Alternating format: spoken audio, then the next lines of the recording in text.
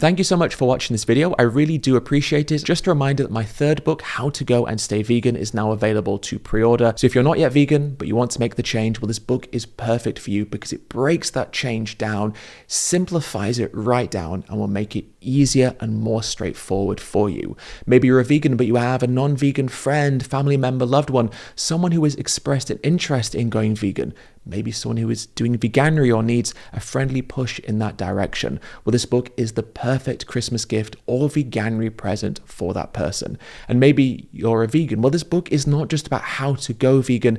It's about how to be vegan, how to exist as a vegan in a non-vegan world.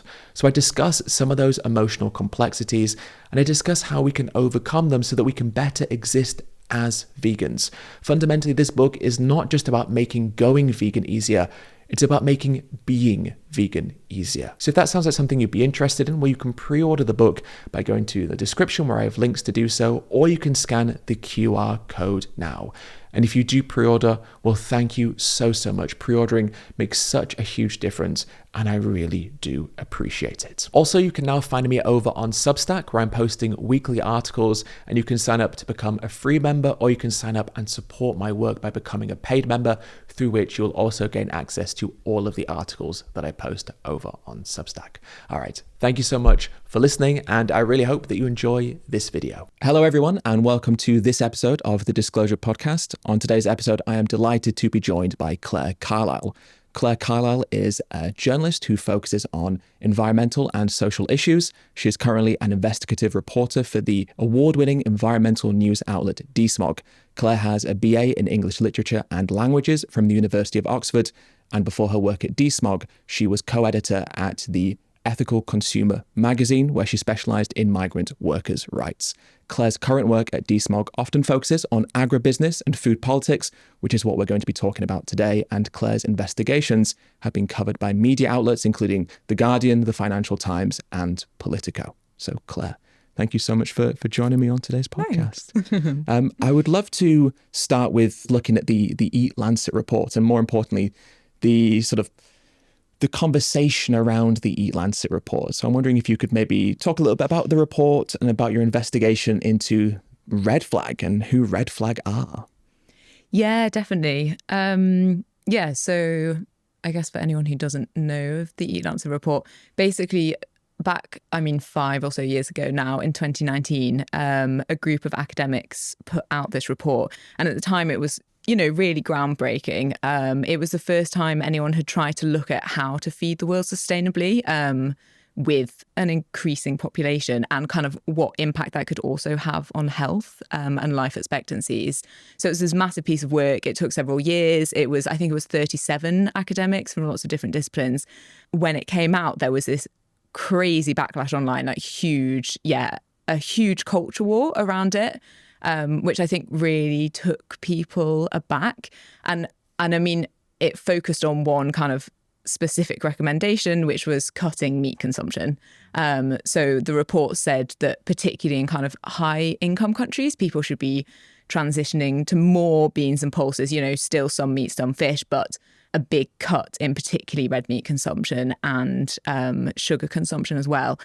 And there was this, enormous backlash. And basically what we found, we got access to a document that indicates that a lot of this, some of it was obviously organic, but kind of quite a lot of this backlash was stoked, at least, by a PR firm that regularly represents the meat and dairy industry. So that PR firm is Red Flag, as you said. And, this document was an evaluation written by Red Flag of the campaign they did against EAT-Lancet. And it shows that, they briefed journalists, they briefed think tanks, they spoke to social media influencers.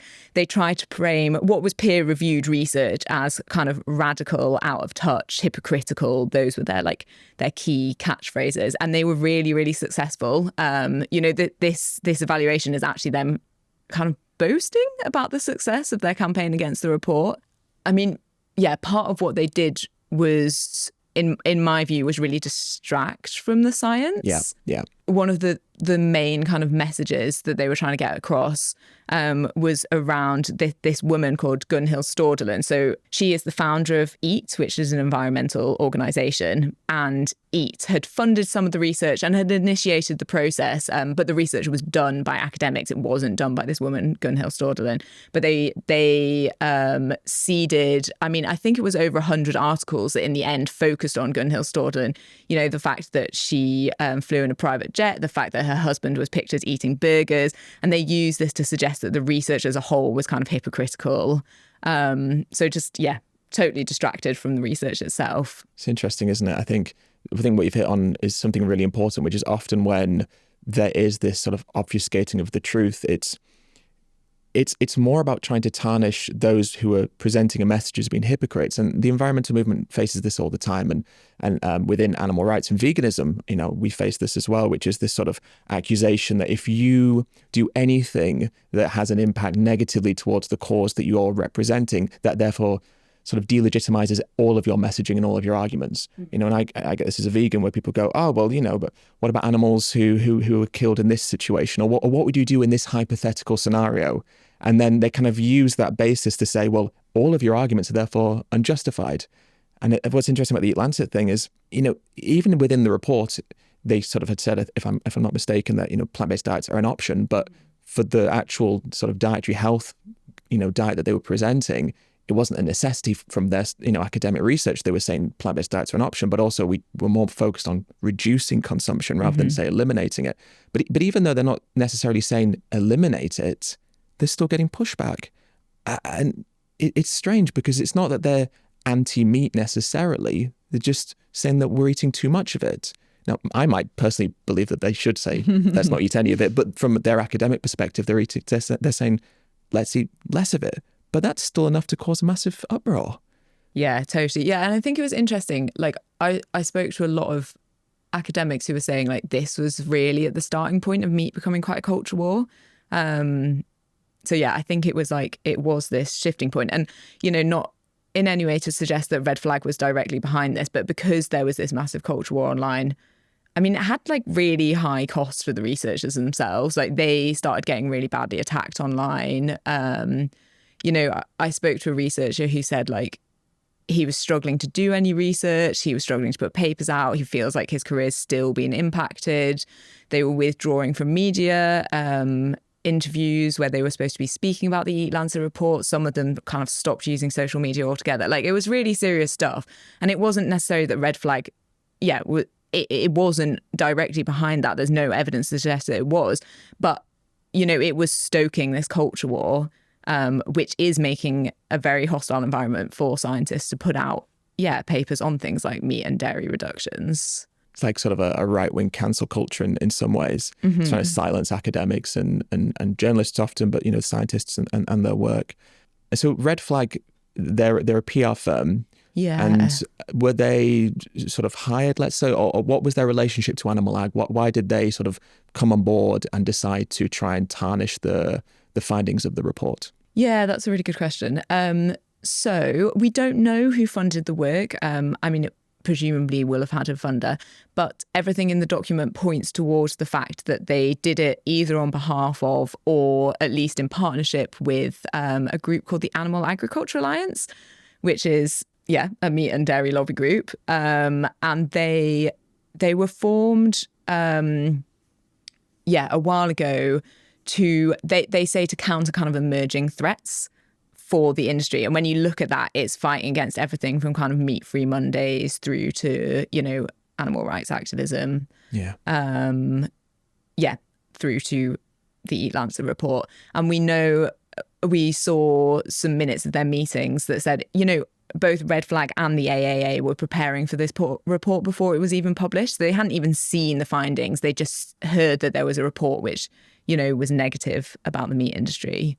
And they were already briefing journalists. Red Flag was already briefing journalists. The AAA was already preparing its campaigning. So that's fascinating. So the report hadn't been published, but they got wind that the report was coming out. They didn't know the findings of the report, but they still constructed a campaign to try and attack the report. I mean, that just shows how disingenuous it is if they don't even know what the findings were. Yeah, totally. And it's really interesting. Red Flag was already working with, I don't know if you know the Institute of Economic Affairs. Yeah. Libertarian think tank. Very linked to trusts. But they had already briefed the Institute of Economic Affairs and were working with them to brief press beforehand. And the Institute of Economic Affairs was then quoted in so many different media articles saying, like, they're trying to control your diets. They're going to kind of tax you out of being able to do all this different stuff. So again, very culture warsy, the like, they're trying to control you narrative. It's fascinating. And I suppose maybe to touch on what we were just saying about the person who was targeted, whose name Gunhild Stordelin. I think that's how you say it. Yeah, it's right. It's Gunhild Stordelin. Hopefully I'm saying that correctly. Is there, I suppose, because of the current political climate and sort of the ravenous appetite of those who are trying to attack this climate science, is there an argument that those within this kind of research and the scientists or the funders, should they also be aware of the optics and how they present themselves? Like, because I guess the criticism, while it shouldn't be viewed as justifiable enough to tarnish the findings of the report, is there an argument that the people within this should also be mindful of how they are traveling or how they are eating, and should they sort of live by example if they're presenting this evidence? It's a really good question. I think in some ways one I don't feel that qualified to answer. I guess it's probably just inevitable that you will get targeted with this stuff. But also I think that there'll always be things that the meat and dairy industry, like there'll always be things that lobbyists can find, you know. It also feeds into the idea that this criticism is what we should be focusing on when actually it's the findings of the report. And, you know, if someone, let's say someone is an outspoken advocate against sweatshops, but they're photographed going into a company that uses sweatshops for their clothing. That might be like a criticism that you could level, but that doesn't mean that all their arguments against sweatshops are wrong. Yes. So we need to stop thinking about individuals and personalizing it and just look at the data and the evidence. What does it show us, and how should that influence sort of wider society, not just necessarily the people involved in that research, let's say. Yeah, and I feel like that's like the big thing. I guess we'll talk about this more, but like the big thing about misinformation in general is, you know, I think particularly around food and farming, like the policy changes that we're talking about are really complicated. Like it is going to be really complicated to support dietary change, to support farmers to transition away from, some farmers to transition at least away from meat and dairy production. But like the misinformation is stopping us having the meaningful conversations about why those policies are difficult and how we do them right. So, I mean, yeah, I think that's right. It's, if we could all get on the same page, and we don't even necessarily have to, I suppose, reach commonality on the whole concept of what would need changing. But if we could all agree that there was change that was needed, and we kind of took away some of these biases, these vested interests, and just sort of, as a society, established, right, we need to change. Then at least we could start to work out what those changes could look like. You know, what sort of government funding? How do we change subsidies? How do we change farming regulations to help farmers transition? And I think part of the problem is, and we'll talk about this in just a little bit more detail. Part of the problem is there's sort of this binary that's emerging where it's maybe environmentalists, it's animal rights activists versus, let's say, farmers versus the livestock industry, when actually there is a lot that we do share in common, which is we want a sustainable food system that can feed people. And we might not agree necessarily what that is, but the average farmer isn't necessarily thinking, oh, I relish in causing harm to animals, I relish in polluting rivers and streams and releasing methane. They just haven't necessarily been given the ability to formulate a sort of a substantiated viewpoint on their industry, because they're being fed misinformation by the lobbyists who represent them or by the organizations that represent them. And these farmers are looking up at these unions, or looking up at these organizations that are meant to be their voice, and they're being deceived. And I think that they're being led down the wrong path by the people who are meant to represent them.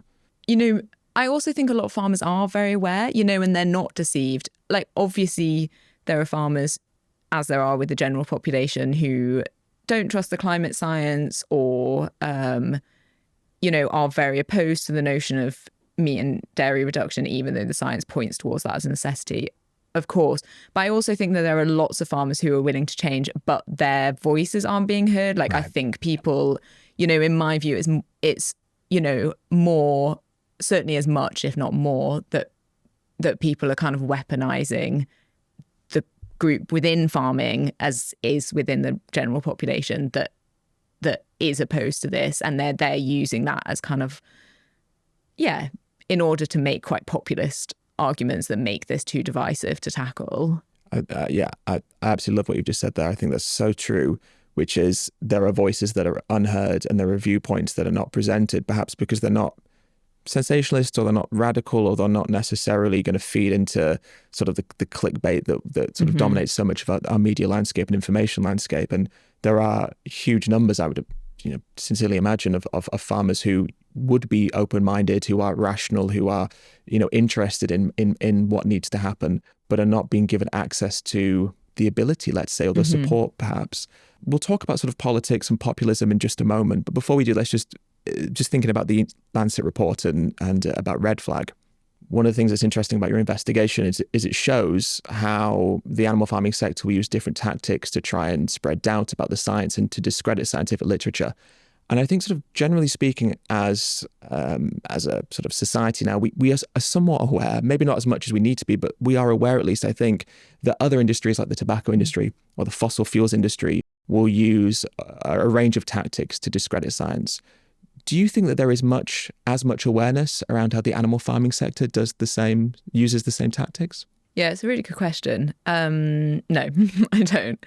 I guess it's been a process to build the awareness around kind of the fossil fuel industry, the tobacco industry. I think meat and dairy has flown under the radar for much longer. I mean, maybe its use of the tactics are kind of building now that there's an increasing amount of pressure, an increasing amount of evidence on this stuff. Like, definitely there's been an uptick in the culture war element around meat and dairy since scientists started pointing out that we need to reduce livestock numbers.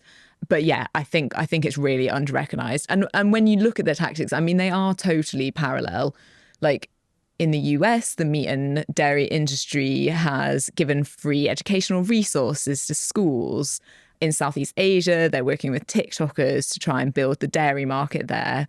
There's all sorts of things that we have seen time and time again from the fossil fuel industry.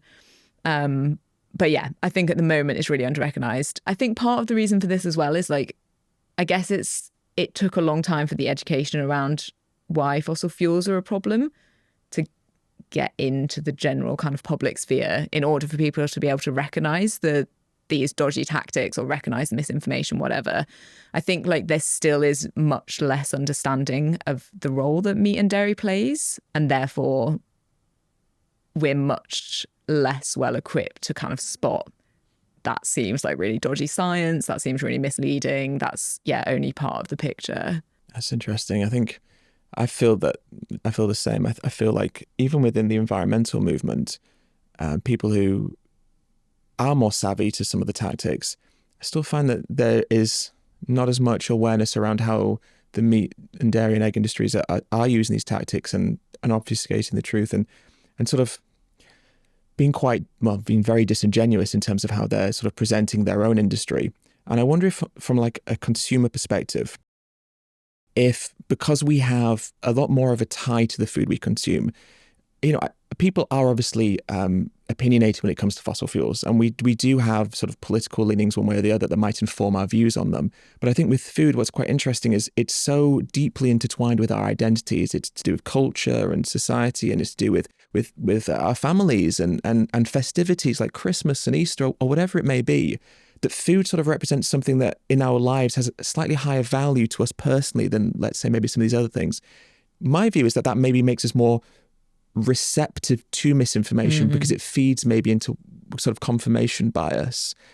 Do you agree with that? Do you think that's maybe simplistic, or do you think that perhaps that sort of extra tie to food does make it a little bit harder for people to see the clarity in this misinformation? No, I definitely agree with that. I do think that's true. I mean, I think that's also something that you like see being weaponized, like, for example, I think it's amazing how much of the culture war around food is around things like meat and masculinity,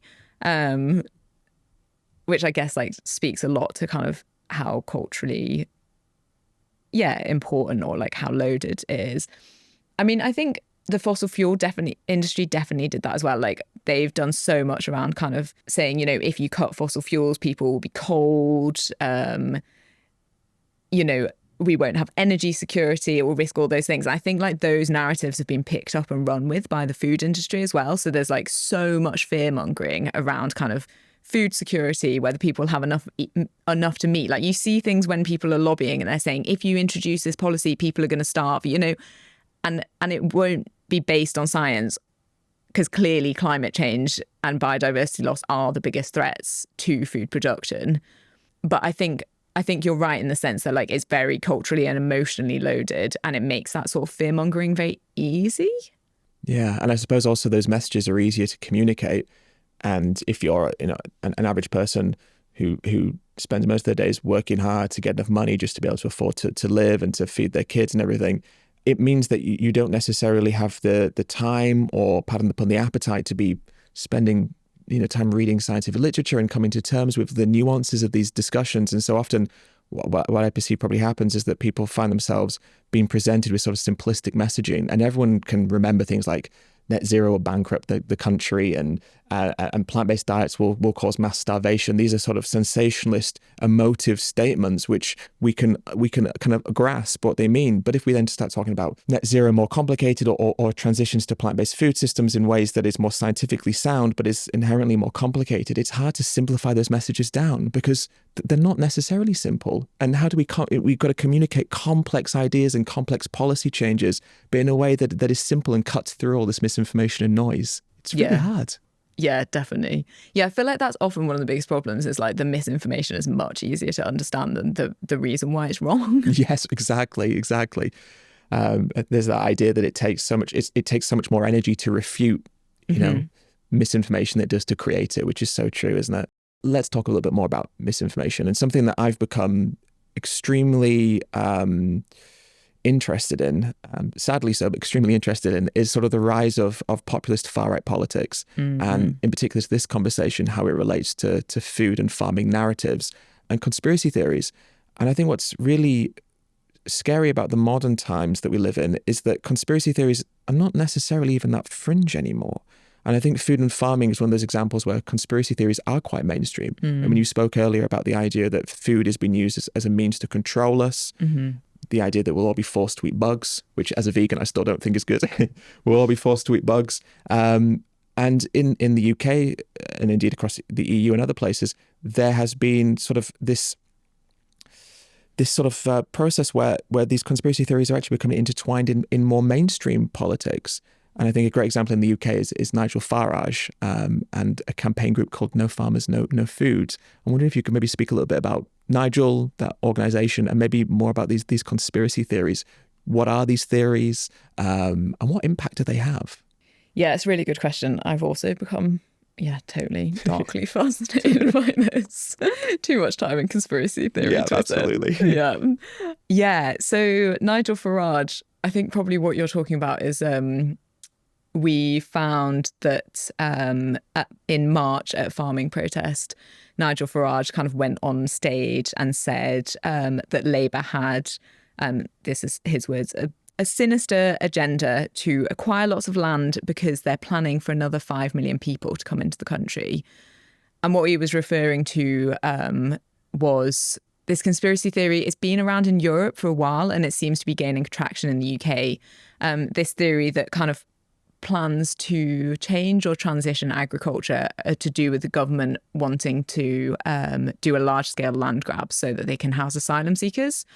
So yeah, obviously really scary, in my view, extremely racist stuff. And, you know, it's not just Farage who said this. Last year, Jeremy Clarkson wrote in The Sun that he was again convinced that Labour had a sinister plan to, again, his words, ethnically cleanse the countryside of farmers in order to make room for immigrants and net zero wind farms. Wow. So it's really scary stuff. Yeah. And I mean, this particular conspiracy theory is based in, I don't know, have you come across the Great Replacement conspiracy theory? I have, sadly so.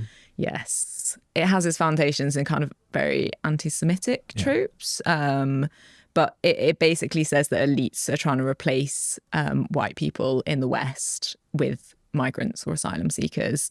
There's obviously no evidence supporting this. Civil rights organisations have recognised that it's deeply racist, it's white supremacist, but it has gained quite a lot of traction. And one of the places where it gained traction initially was in the Netherlands, like back in 2019 when they were having big farming protests. That's where the kind of farming version of this seems to have come from. And the government was trying to close down some meat and dairy farms to address pollution problems there. But, the kind of far right populist response to this was to say that it was to house asylum seekers. You talked about impact. Obviously, we can't directly say that this is to do with conspiracy theory, but those farmers' protests, which were kind of very charged by things like this conspiracy theory, totally transformed politics in the Netherlands. They ended up with a pretty populist farming party starting up, which was in the coalition government until very recently. The next elections saw big wins for the far right. So yeah, I mean, again, you can't say that it was down to this conspiracy theory, but it definitely kind of charged that landscape. Absolutely. I think the thing about these theories is they're sort of broader than just the individual theory. And what we were speaking about with the sort of food and farming conspiracy theories relates to, xenophobia. It relates to sort of conspiracy theories around, you see Great Replacement, the Great Reset, asylum seekers. And so these kind of theories, they sort of feed off one another. And the Netherlands thing is so interesting, as you say, because of there's this clear problem, a nitrogen crisis in the Netherlands, which has been known about for decades and has continued to get increasingly worse as the years have gone by, and had reached the point where I think the Netherlands had broken EU law, was it related to it? So there is no dispute that there's a nitrogen crisis, and the number one driver of that, cattle farming for meat and dairy, and something needed to be done about it. And the way I suppose the narrative was weaponized, as you say, was to say, look, the government's going to come in. This is authoritarianism. This is tyranny. They're going to remove hardworking farmers from their land and then take this land and, give it over for asylum seekers. And it's just, there's this detachment from reality that occurs. But what I think the way they legitimize these ideas is by taking kernels of truth, which is there is a problem. The farmers were being offered buyout schemes that would mean that the state would buy out the land. And then they take those things and they just ramp them up to 11, distort the truth, and then use them and apply them to different conspiracy theories to feed into that political base that they're appealing to. And you just go, this is so rampant. It's like a wildfire that you can't get any control over. And it's really frightening. And I think in the UK, we like to falsely perceive ourselves as being somewhat immune from some of this. But actually, that's not really the case. You're talking about Nigel Farage, saying Jeremy Clarkson, these are not fringe figures. No. These are very mainstream figures. I mean, especially Nigel Farage at the moment. And it makes you scared what will happen in 4 years' time, let's say, if current polling continues the way that it is and nothing really changes. We might have a similar situation here where this person who is deeply racist, who makes terrible claims and is obviously anti-climate science in all the ways that climate science exists, might be the one coming up with policies to determine what happens in this country. And that's frightening. Mm-hmm. So there is that conspiracy theory. But what about the idea of sort of eating bugs? That's another one that kind of comes into it as well. Oh, yeah. People love that one. Yes. So that one, again, which has spread really rapidly, I think it actually came from a joke meme and then has been turned into a conspiracy theory that people really buy.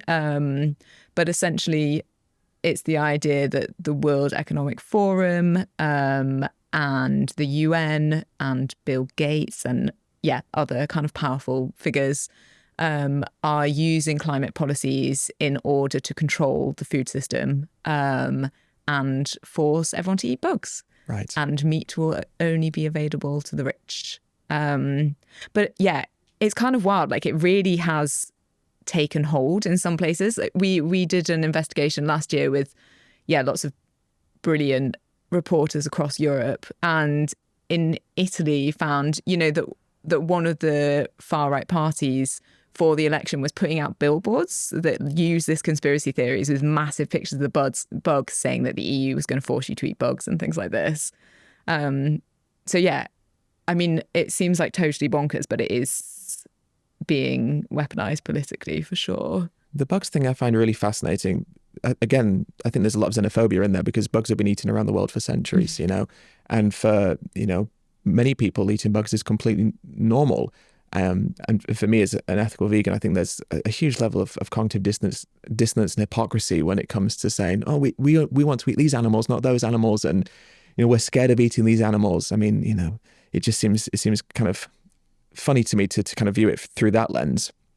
But I suppose it's all about control, isn't it? And I think that's what the conspiracy theorist fears the most. It's the idea of having their autonomy denied to them, sort of control taken away, their ability to do what they choose. And we're all going to be in 15-minute cities with Bill Gates microchips eating bugs every day. But these fears really do influence people. And I suppose when we think about elections, even outside of conspiracy theories, elections play out through fear-mongering, whether it's about the economy, whether it's about migration, whatever it might be. It's sort of the fear narratives that often cut through.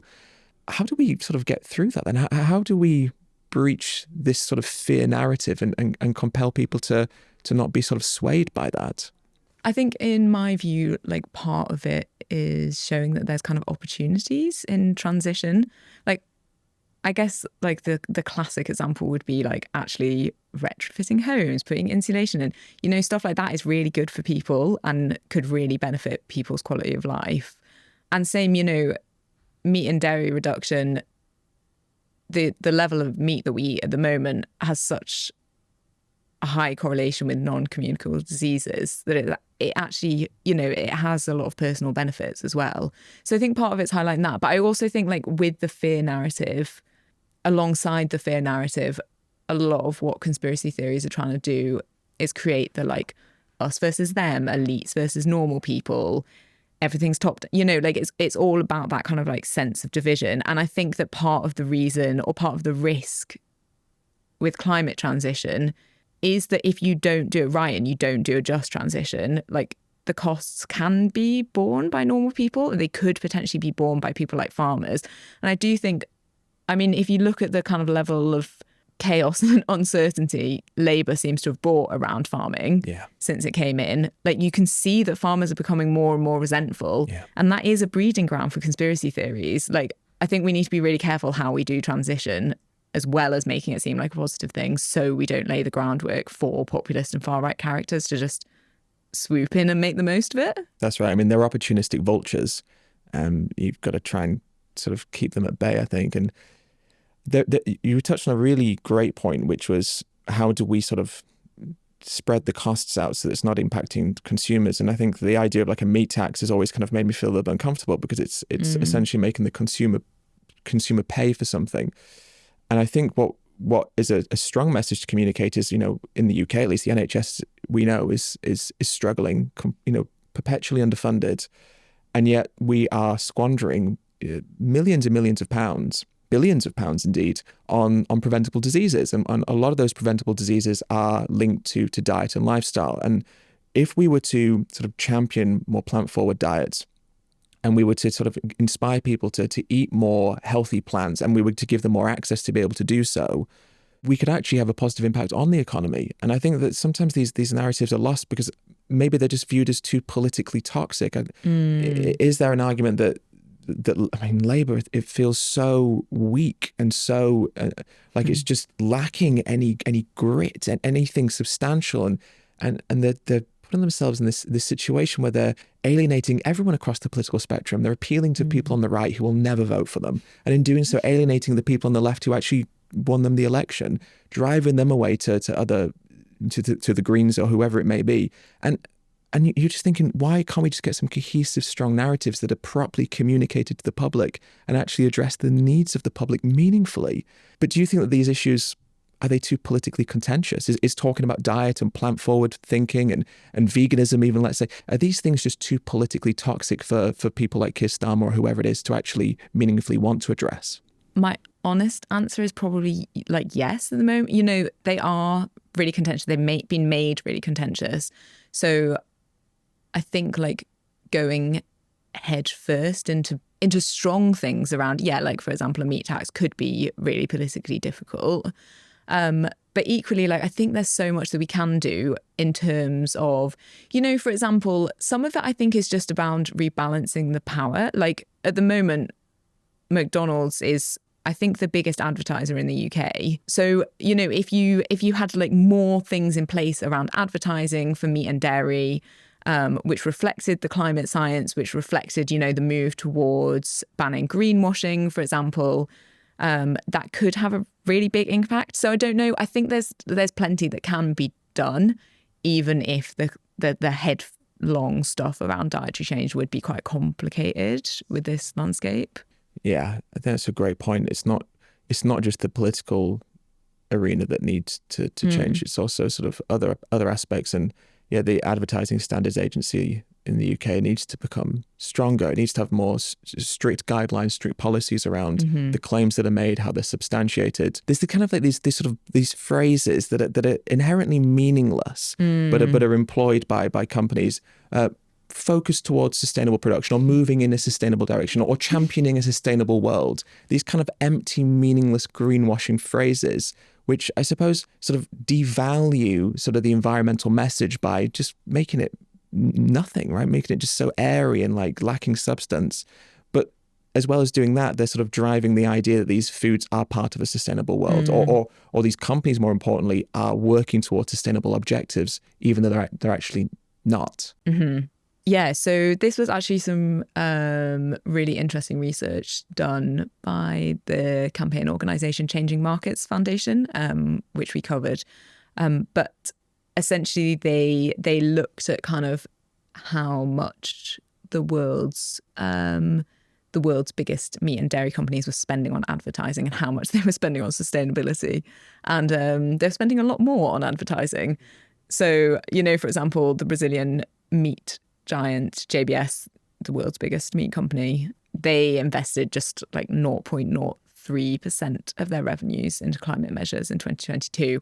And that was kind of a fraction of what they were spending on advertising. So yeah, totally. These companies are definitely putting more effort into propping up their image. And I think part of that is certainly propping up a kind of green image. I mean, we were talking before about this, weren't we? That I think like it's very easy for companies. Farming so often is associated with that kind of like bucolic fields and lambs prancing along. And you know, it's very easy for meat and dairy companies to make the most of that preconception in their advertising when maybe like a fraction of their products are produced in that way, or none of their products are produced in that way. But it's very hard to regulate because, you know, there is some truth in the fact that some of the UK has prancing lambs in green fields. Yeah. The way that they present their industry is always, look, these fields and there's these animals grazing. And I think even within that, like when you look at the climate science, we know that these outdoor grazing areas are among the least sustainable forms of food production because of the land that's used, because of the methane being produced by these grazing animals. But that's, again, those are kind of more complex scientific ideas, whereas for most people, we are used to having a romanticized version of farming that we view as being sort of holistic and sustainable because it's animals outside on grass and that's where they belong and they're happy on grass and this is part of the natural world. Again, there are these very simplistic narratives, but they really work because they just sink into people's minds and they really shape their perception of them.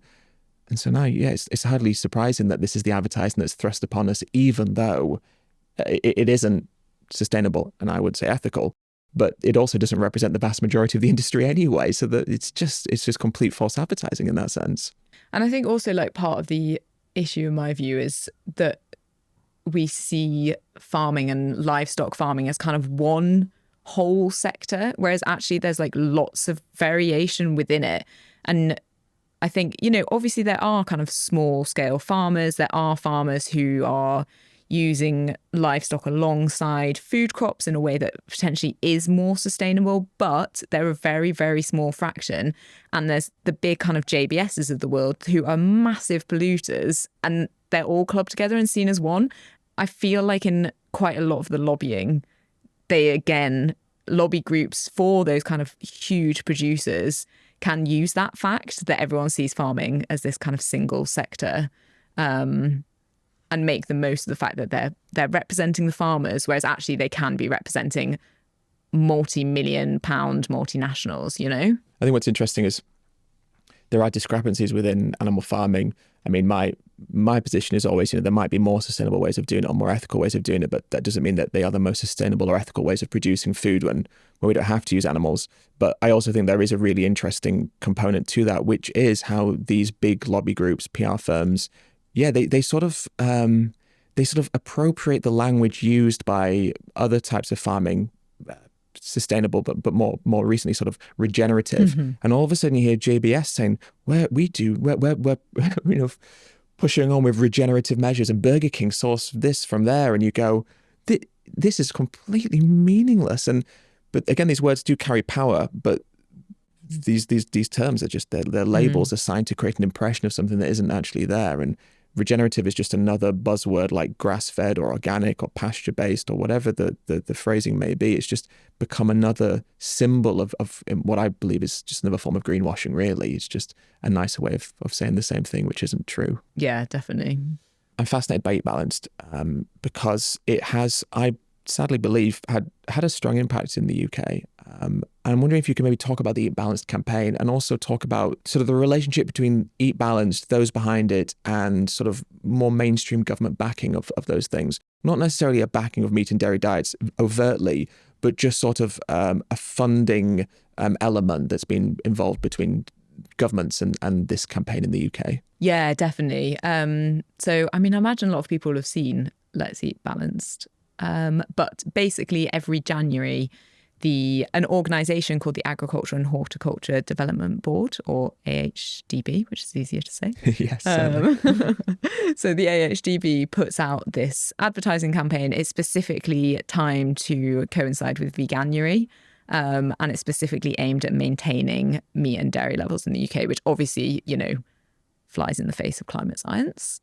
But they put out this advertising campaign, which is usually around the kind of nutritional benefits of meat and dairy. And when we looked at it, which was last January, they were very heavily targeting Gen Z. So they were working with influencers. All their videos were young people making smoothies, things like this. And promoting kind of, it's great for this nutrient, it's great for this mineral. And obviously when you talk to nutritionists, they say this is misleading because the amount of meat and dairy that we're eating in the UK is above dietary recommendations. And it's actually potentially quite far above what's healthy, given the links to non-communicable disease. But this campaign, I mean, it's really interesting, partly because of the impact it's had. So when it came out last year in 2024, they were expecting it to reach 9 out of 10 adults in the UK. Really? And we got, through doing some kind of freedom of information requests, we got hold of some of their kind of internal marketing stuff, which showed that people in previous years who'd been exposed to the campaign were something like 11% more likely to buy meat in their next shop. Really? So we know that it's having a real impact. But the other element that's really interesting, as you mentioned, is that the AHDB is actually overseen, or in some ways part of DEFRA. The UK government's farming department, essentially. Yeah, right. And the way that it works is an arm's length department. So it is governed independently, but DEFRA has oversight. It's funded through kind of mandatory taxes on farmers. So farmers don't really have a choice whether they pay into it or not. And about 10% of that money is used every year on this advertising campaign. And the AHDB also gets government funding as well. Right. When we asked the government about this, they said that they kind of couldn't comment on the AHDB's activities. It's quite interesting that that's the situation, because even though the government has a relationship with the AHDB are the ones behind this Eat Balanced campaign. The UK government also has a food strategy review that they've published, which shows that we need to reduce the amount of animal products that we're consuming to meet UK climate targets. So there's this sort of this strange discrepancy between what the UK government's own food strategy review is saying and then what these organisations that DEFRA is linked with, tied to in some ways, what they're promoting. Surely the government should be sort of advocating for us to be consuming fewer products, not necessarily providing funding to organisations that are telling us to, well, maybe increase the amount that we're consuming. Yeah, totally. I mean, it's fascinating. I think like the AHDB would say that it represents farmers and is steered by farmers. Again, it's adverts. You know, I was speaking to experts who were saying this flies in the face of science. So arguably, you know, they should be acting in a way that is in line with the science and therefore in line, you know, they could be supporting them to transition. That's the thing that really frustrates me. Again, it's a little bit like what I was saying earlier. It frustrates me because I feel like farmers are being let down by the people who represent them, because we can't continue like this. And, you know, the continuing as we are is of no benefit to farmers in the long run, especially the next generation. So the people who are farming now, their children and their children's children, these are the people who are living off the land currently, but who will be able to do so less because of the impacts of climate change. And I find it so frustrating that it is these organizations that should actually be the voice of farmers and should be helping them are the ones that are continuing them on this road, which is not even to their benefit necessarily. I feel like there's a lack of responsibility and accountability being held on the heads of these organizations, and maybe the scientific literature and even maybe the vegan conversation about animal rights can sometimes focus on farmers, but I also think there's the argument that it is these huge bodies, these organizations that are funded by farmers and indeed receive funding from the government, who are at most to blame for the continuation of these harmful industries. What can we do about that? I mean, that's a bit of a mad question, I suppose, to ask you, because it's not as easy as that. But should there be more accountability held on these organizations, and should the government be holding them to account for not following the scientific literature? In my view, yes, you should be held to account for not following science. I mean, I think it's incredibly complicated, because I think a lot of these organizations essentially have a conflict of interest at their heart. Right. Like, it's more obvious. So a lot of my work has focused on the EU. And if you look at the main kind of farming lobby group in the EU, it's called Populist. And it essentially represents farmers, but it also represents agri-cooperatives. And those are like some of the biggest multinational food companies in Europe. So it's people like, you know, Danish Crown, that's one of the biggest pork producers. And there is a tension. Like, ultimately, companies are making a lot of profit from very large scale monoculture, intensive, polluting forms of agriculture, and want that to continue, even, if farmers want to transition. So I think government should be holding these groups to account, but I think there's also a bigger problem in terms of how farming unions are structured and things like this, that there isn't enough power in kind of small scale farmers. And the loudest and wealthiest voices are usually the ones that are making the most profit from polluting systems. And I suppose they're the ones in the EU, they're the ones who are reaping the most from subsidy policies there as well, because the subsidy system in the EU is set up to benefit those who own the most amount of land, right? So it's naturally leads to taxpayers' money being funneled through to people who are already wealthy and are among the wealthiest people within the community, because they have the most amount of land and also receiving the highest amount of subsidies. The whole system seems broken. Totally, yeah. There has been some shift to integrate some nature-based stuff in it, but yeah, like you said, it's mostly still based on the amount of land people have, and that does mean small-scale farmers get very little. But it's really hard to make these things change. I mean, you asked before about kind of connections between the government and organisations, and Kopacajeka has, I mean, it has unreal access to politics, like so much more than any other lobby group I've ever seen. Really? They have unparalleled access in terms of briefing ministers. They have this kind of huge number of meetings. They've openly admitted to drafting amendments that MEPs then put to the European Parliament.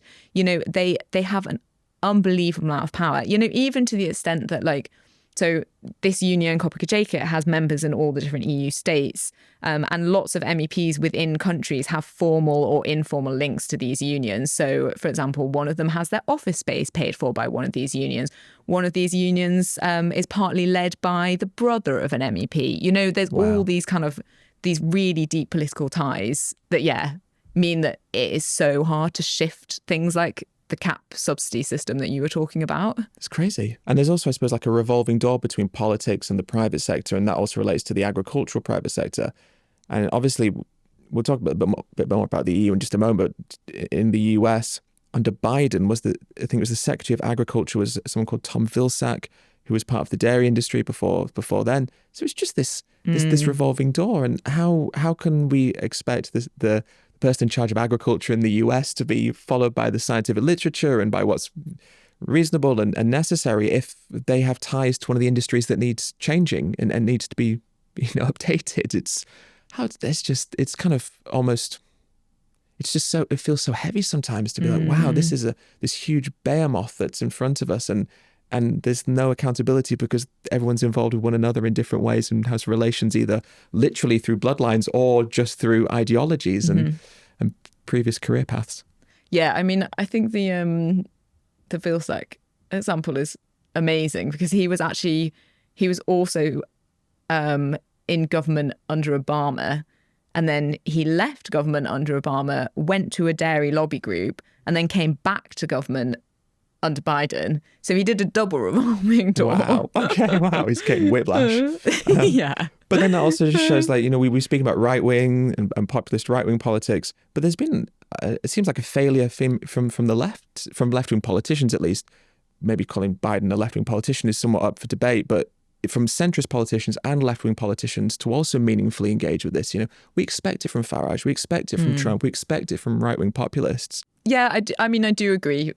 I think, yeah, Labour clearly is not doing enough on a lot of these topics. I think, honestly, like, in my view, one of Labour's biggest failings has just been having this absolute kind of crazy ride for farmers that has just lost their support.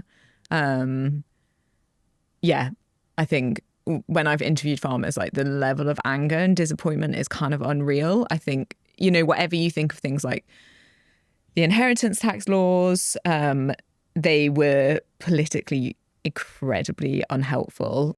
And it means that on things like climate and the environment, they've lost support of people that they need the backing of. Feels like they've made just a number of terrible decisions and overlooked sort of the big picture change that's needed. And, whether it's the winter fuel allowance, is like these things that are not shifting the dial enough to be a part of the conversation meaningfully, and yet they become these huge dominant narratives that dictate the media landscape, dictate the conversation, and ultimately will shape people's perceptions of the government. And it's just like, why this? Why? Surely you've got strategists who could see this coming. We all could see it coming. How could you not, But if we talk about the EU, obviously the EU has been notable in the past sort of half decade or so for the farming protests that have taken place there. And I think you're quite right to sort of analyse that relationship between EU members and that sort of private sector in the lobbying world. But there's also sort of the mobilisation of farmers that's occurred in the EU. What strikes me as interesting about farming is the ability to mobilise. You think about maybe fossil fuels, you don't really think about sort of mobilisation of oil rig workers, sort of taken to the streets. And the tobacco industry, it doesn't happen. But with farming, they've kind of got tractors and they can occupy roads and they can spray slurry, and they can do things that are quite visual. They can take up space. There's lots of them, and there's lots of people who are sympathetic to them, it seems. Do you think that kind of ability to mobilise has played a part in sort of the watering down of regulations within the EU's proposals? I think probably to a certain extent, yes. Like, the farming protests obviously were timed before the election, and politicians are absolutely scrambling to show that they have that vote. So I think that they responded to those protests in a way that they wouldn't respond to other protests. I actually think those protests were really diverse in terms of what they were asking for. Like, when you look at them, they weren't necessarily, there were concerns around the like kind of level of bureaucracy that some of the green reforms could result in.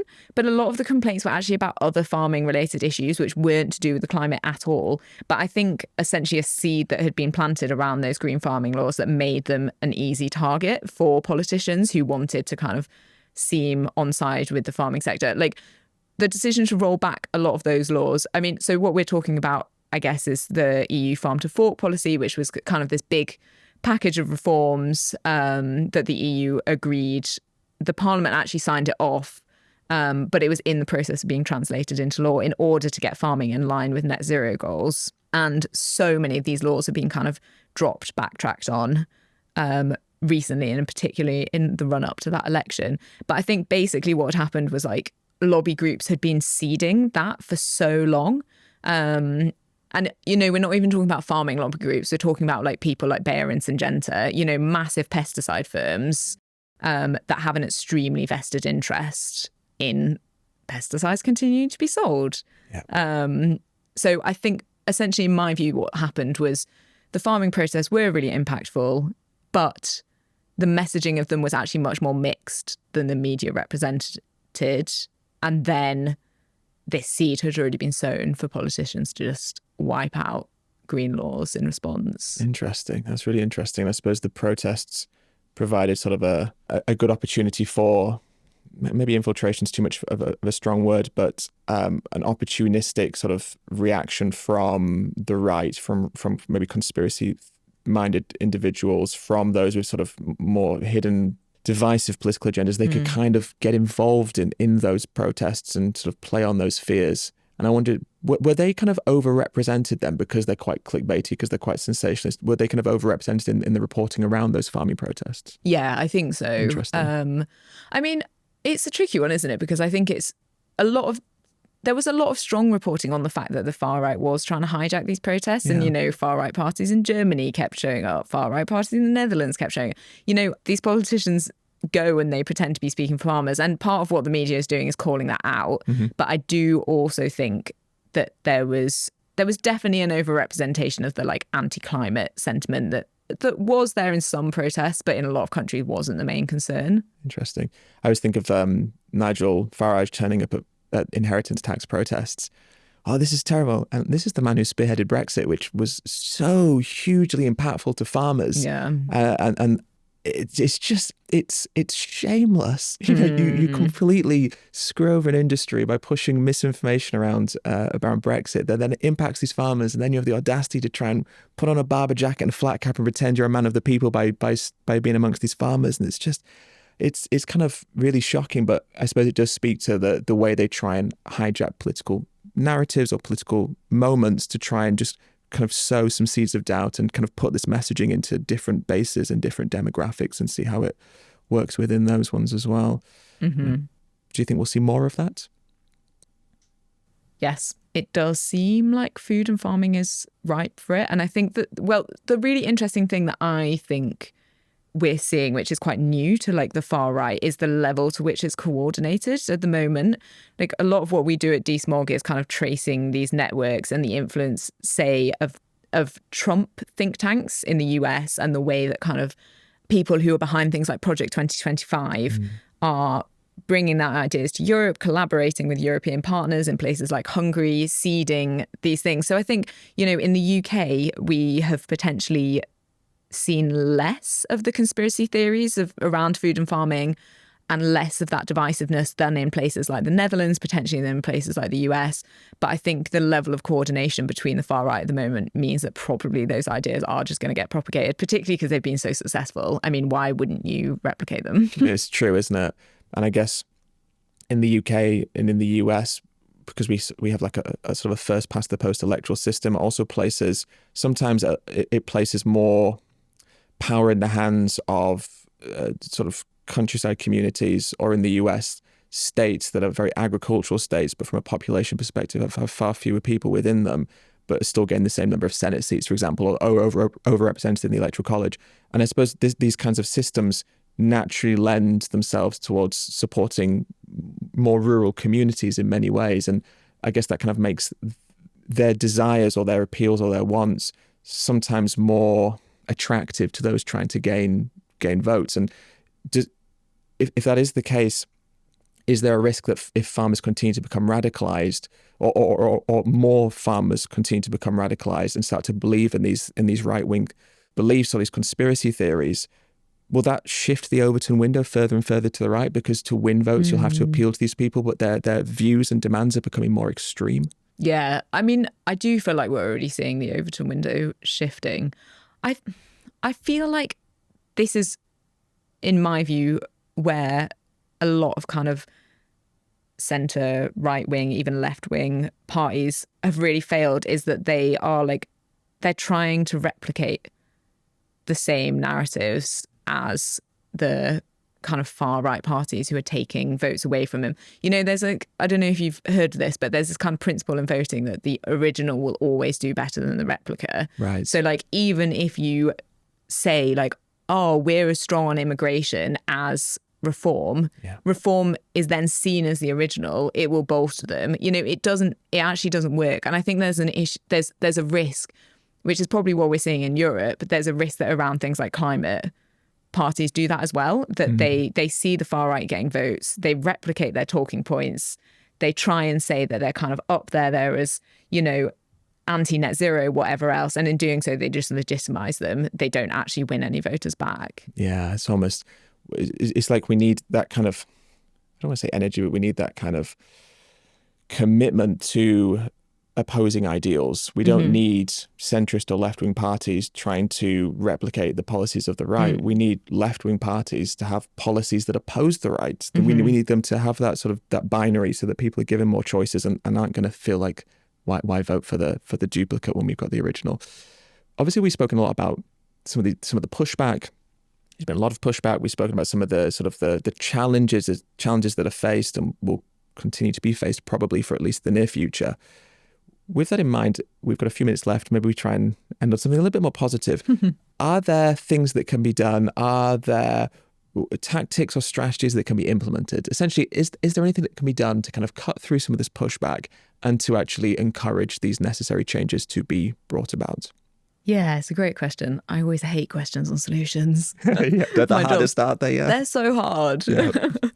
Yeah, I definitely think there's things we can do. I mean, I think some of it is around education. Like we were saying right at the start, there is kind of a baseline understanding of the science around fossil fuels now, I think, in a way that there isn't around kind of methane and animal agriculture related emissions. So I think some of it is just that. But I also think that there is a huge amount that can be done to scrutinise and tackle the lobbying of these groups. I guess as a journalist, some of it is things like investigating and exposing the bad faith actors and the networks that they run in. But I also think there's a lot around kind of transparency laws, how lobbying is regulated, advertising standards, like we were talking about, trying to cut out some of this kind of misleading messaging and trying to resettle the balance in who's influencing politics around things like food and farming. Yeah, I think there's probably a number of different ways of approaching it, and it's not just like this one track mind politics or whatever it might be. There's a number of different ways of approaching this, and they will all have benefits in different ways and add up to something to something more generally that's positive. And actually, if we tie it right back to what we were talking about at the beginning, the EAT-Lancet report, obviously there was a huge amount of pushback against it, especially in terms of how it was represented in the media. But scientifically and academically, it's actually been very positive and very influential and has been cited thousands of times. Is that right? Yeah, totally. Yeah, I mean, it's been cited 9,000 times in academic literature. It's one of the most widely used papers in terms of policy decisions. So, some of this is having cut through. It just feels like there's this disjoint, doesn't there, between kind of public and science and it's how do you bridge that gap? Yeah, I suppose there is, because as sort of consumers or as social media users, we see what's happening on that level. We see the sort of the conversation that exists there. But from policy perspectives, from legislative perspectives, we're not necessarily involved in that. We don't see what's happening. We don't see the conversations that are occurring, the small little changes, the little micro movements that are occurring behind the scenes. And we just kind of see like often the bad stuff. But there is this positive influence that scientific literature is having. The EAT-Lancet report's a big one. And they're about to release an updated one this year, is it? They are, yeah. I think towards the kind of end of this year, there'll be another one coming out. And, hopefully they'll be better prepared. And, it allows them to kind of expand on that. And, there's another opportunity for something that will actually be really influential in years to come, hopefully. Thank you so much, Claire, for joining me. I really appreciate it. And I've had a really great time speaking with you, even though the conversation hasn't always been about topics that are fun. It's been really enjoyable to sort of pick your brain and to delve into these topics. So I appreciate you for coming and spending an hour or so with me and talking through these things. No, it's great. Thanks for having me. Excellent. All right. Well, cool. Thanks so much, everyone. I really appreciate it. And I will speak to all of you in the next episode. Thank you so much for watching this video. I really do appreciate it and I hope that you've enjoyed it. Just a reminder that my third book, How to Go and Stay Vegan, is now available to pre-order, and links to do so can be found in the description below, where you'll also find a link to my Substack where I'm posting weekly articles. All right, thank you so much again for watching, and I look forward to seeing all of you in the next video.